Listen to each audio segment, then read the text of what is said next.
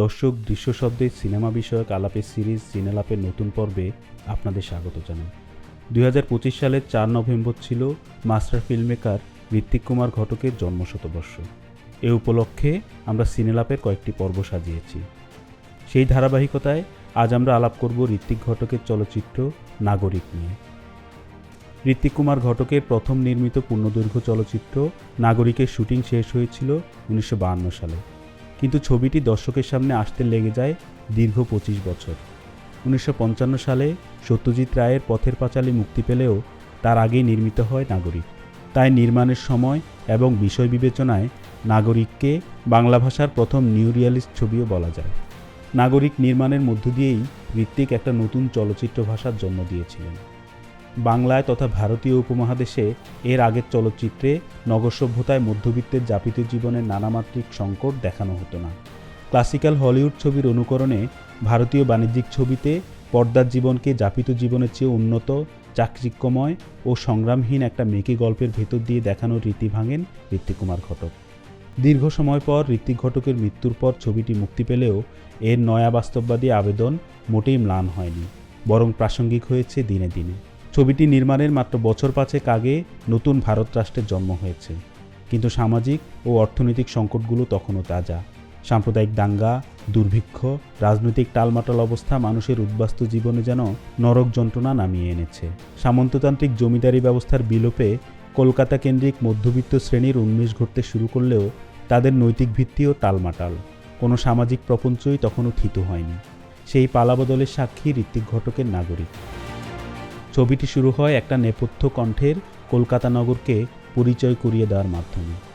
ইংরেজ যুগে ভারতবর্ষের রাজধানী কলকাতার জৌলুস তখনও কমেনি। প্রশস্ত সড়ক, সুউচ্চ ভবন, ট্রামের লাইন, অফিস পাড়ার মানুষের দিন শেষে ঘরে ফেরার তাড়া। ক্যামেরা সেসব অযুত নিযুত মানুষের ভেতর থেকে একজনকে বের করে আনে, একজন নাগরিককে, যে বাদবাকি সকল নাগরিকের সম্মিলিত জীবন অভিজ্ঞতার প্রতীক হয়ে এই গল্পে মূল চরিত্রের ভূমিকায় হাজির হন। তার নাম অমল। চাকরির জন্য ইন্টারভিউ দিতে সে শহরের ব্যস্ত সড়কে নেমেছে। বাড়ি ফিরে দেখে ছোট বোন সীতার বিয়ের জন্য পাত্রপক্ষ এসেছে। পাত্রপক্ষ তার হাঁটা, চুল, হাতের লেখা দেখে। তাতে ক্ষুব্ধ হলেও সীতা সেটা নীরবেই করে যায়। বাইরে অমল মাকে বলে চারদিকে খাড়া খাড়া বাড়ি উঠে গিয়ে যেন তাদের কুয়োর গর্তের মধ্যে আটকে দিয়েছে। বাবার আক্ষেপ, নিজে সারা জীবন লেখাপড়া করে কাটিয়ে দিলেও মেয়েটিকে মেট্রিক পাসও করাতে পারলেন না। বাবা হাজার হাজার প্রতিযোগীর মধ্যে একটা চাকরি খুঁজে পাওয়াকে জুয়া খেলার সাথে তুলনা করেন। আশাবাদী অমল, সে নিজের যোগ্যতাকে প্রমাণ করতে চায়। কঠিন সময়ের মধ্যে অমলের একমাত্র মানসিক আশ্রয় তার প্রেমিকা উমা। তার সঙ্গে দেখা হলে মনে কিছুটা স্বস্তি মিলে বটে, কিন্তু বাস্তবতার চাপ তাদের সম্পর্ককেও ধীরে ধীরে গ্রাস করে। সে বলে তার চাকরিটা হয়ে গেলে 1 মাসেই পাল্টে যাবে সব কিছু। কুয়োর মতো বাড়ি ছেড়ে অশোকতলার কোল ঘেঁষে পাকা মাঠের ধারে লাল টালির বিশাল বাড়িতে উঠবে ওরা। উমাকে বিয়ে করবে, সব সমস্যার সমাধান হয়ে যাবে। উমার পরিবারও অর্থকষ্টে ভুগছে। তার অসুস্থ ছোট বোন শেফালির জন্য ওষুধ কেনার পয়সা নেই। চিঠি আসে, অমলের চাকরিটি হয় না। তবুও সে হাল ছাড়ে না। এক বন্ধুর তদবিরে কমিশনে দালালির কাজে নামবে বলে সে সিদ্ধান্ত নেয়। এরই মধ্যে সাগর সেন নামে এক তরুণ পেইং গেস্ট হিসাবে ওঠে অমলদের বাসায়। অমল সেলসম্যানের চাকরির ইন্টারভিউ দিতে যায়, কিন্তু সেটাও হয় না যোগ্যতা মেট্রিক পাসের বেশি বলে। নতুন দেশ, কাজ নেই, চাকরি নেই, চারদিকে হাহাকার, অভাব, অর্থনৈতিক সংকট, কোনো কিছুই অমলকে প্রভাবিত করে না। তার সমস্ত ভাবনা জুড়ে শুধু নিজের উন্নতি। তাই বন্ধুদের ডাকে সে মিছিলে যায় না, প্রতিবাদে যোগ দেয় না। সাগর পেইং গেস্ট হয়েও অমলদের পরিবারে বাড়তি আর্থিক সাহায্য করে।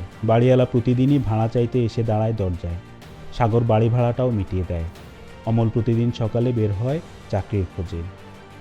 উমার বোন শেফালি অর্থকষ্টে বেশ্যাবৃত্তিতে জড়িয়ে পড়ে। পরিবারের বাকিরা সব জেনেও নীরব থাকে। মেয়েটির কারণে পেট তো অন্তত চলছে।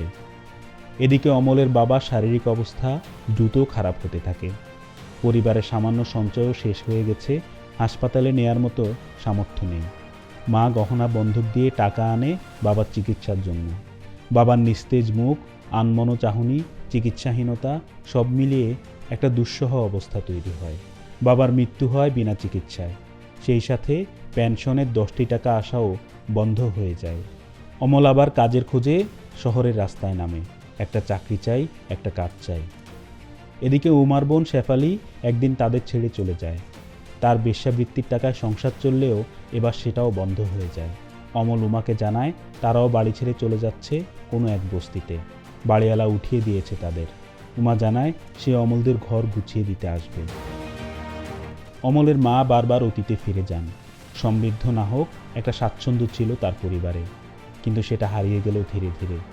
উন্মূল মানুষের অতীত মায়ের কথায় স্মৃতিতে বারবার ফিরে আসে। অমলরা বাসা ছেড়ে বস্তিতে চলে যাবে, তাই সাগরও এই বাসা ছেড়ে দিয়ে চলে যাবে দূরের শহরে একটা চাকরি নিয়ে। অসহায় সীতা সাগরকে বলে, আমিও যাব আপনার সাথে, আমি যেমন করে হোক বাঁচতে চাই। কিন্তু সাগর জানায় আসলে তার কোনো চাকরি হয়নি। এই বাসা ছেড়ে দিলে ফুটপাথই তার একমাত্র আশ্রয়। সে তার অপারগতা প্রকাশ করে। পদ্মার পাড়ের মতোই সব ভাঙছে, নতুন কোনো চর গড়ছে কিনা কেউ জানে না। সাগর চলে যেতে চায়, সীতার সাথে আবার কোনোদিন মিলবে এই আশায়। নতুন করে সেও নামবে বেঁচে থাকার তীব্র লড়াইয়ে। সাগরের বেরিয়ে যাওয়ার পথে দোরগোড়ায় অমল এসে দাঁড়ায়। সে তাদের কথোপকথন শুনতে পায়।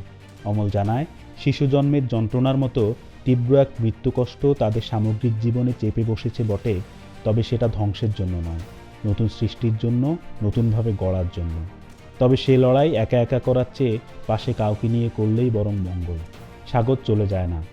সেও বুঝতে পারে একা একা লড়াই করা যাবে না। মানুষের সম্মিলিত শক্তিতেই নতুন দিন আসবে। এই আশাবাদে ছবিটি শেষ হয়। ছবি সম্পর্কে ঋত্বিক ঘটক বলছেন, চলচ্চিত্রে দ্বিতীয় মহাযুদ্ধোত্তর বাংলাদেশের মধ্যবিত্ত জীবন যন্ত্রণার এটিই প্রথম বস্তুনিষ্ঠ শিল্পরূপ। এক টুকরো নিশ্চিন্ততার সন্ধানে এক দৃঢ়প্রত্যয় নাগরিকের জীবনপথ পরিক্রমা এর বিষয়বস্তু। এই কাহিনী কাঠামোতে আমি তখনকার বাংলাদেশের নিম্ন মধ্যবিত্ত সমাজের ক্ষয়িষ্ণু রূপ বর্ণনা করেছিলাম। সেই বক্তব্য আমার কাছে এখনও ভ্যালিড।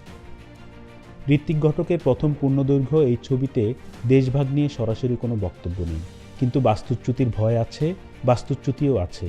আছে সামাজিক অনিশ্চয়তা, আর্থিক ভাঙন, সব কিছুই দেশভাগোত্তর বাঙালি পরিবারের বাস্তবতার সঙ্গে মিলে যায়। একদল শহরের উন্নত আবাসন ছেড়ে ঘিঞ্জিপাড়ায় বাড়ি ভাড়া নেয়। অপর দল অভাবের তাড়নায় সেটাও ছেড়ে দিয়ে বস্তিতে আশ্রয় নেয়। মানুষ দরিদ্র থেকে দরিদ্রতর হতে থাকে। অমলরা যে বাসা ছেড়ে দেয় সেখানে নতুন ভাড়াটিয়া ওঠে। তারাও অভাবে পড়ে উন্নত বাসা ছেড়ে এখানে আসে। এভাবেই দারিদ্র্যের এই চক্র চলতে থাকে।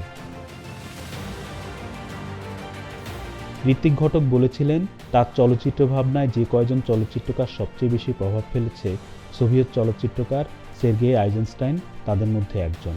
এই ছবিতে আইজেনস্টাইনের মন্তাজ তত্ত্বের বেশ কিছু সফল প্রয়োগ দেখা যায়।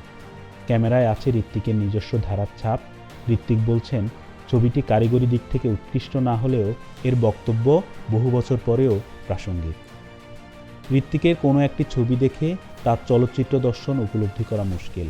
তার সবগুলো ছবিকে সম্মিলিতভাবে একক চালচিত্রিক যাত্রাপথ হিসেবে বিবেচনা করাই যুক্তিযুক্ত।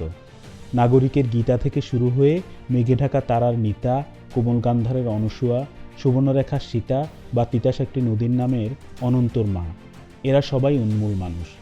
তাদের লড়াইয়ের গল্প এসেছে প্রতিটি ছবিতে। এরা সবাই একই মহাকাব্যের ভিন্ন, অথচ একই সমতলের, একই ভূমির, একই সময়ের চরিত্র।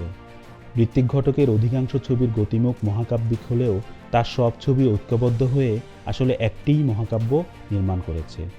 তার এক একটি ছবি সে মহাকাব্যের এক একটি পর্ব বা অধ্যায়। সেখানে অসংখ্য চরিত্র একই সুরে কথা বলে, বাঁচার কথা, উদ্বাস্তু জীবনের কথা, টিকে থাকার লড়াইয়ের কথা। ঋত্বিক ঘটকের জীবনাভিজ্ঞতা ও দর্শনের মূল কথাও সেটাই। দর্শক, এই পর্বের মধ্য দিয়ে শেষ হলো বরেণ্য চলচ্চিত্রকার ঋত্বিক কুমার ঘটকের জন্মশতবর্ষ উপলক্ষে তার ছবিগুলো নিয়ে দৃশ্য শব্দের বিশেষ সিরিজ। এই পর্বটি কেমন লাগলো জানাবেন কমেন্টে। পরের পর্বে আলাপ হবে অন্য কোনো ছবি নিয়ে। সে পর্যন্ত ভালো থাকবেন। ধন্যবাদ।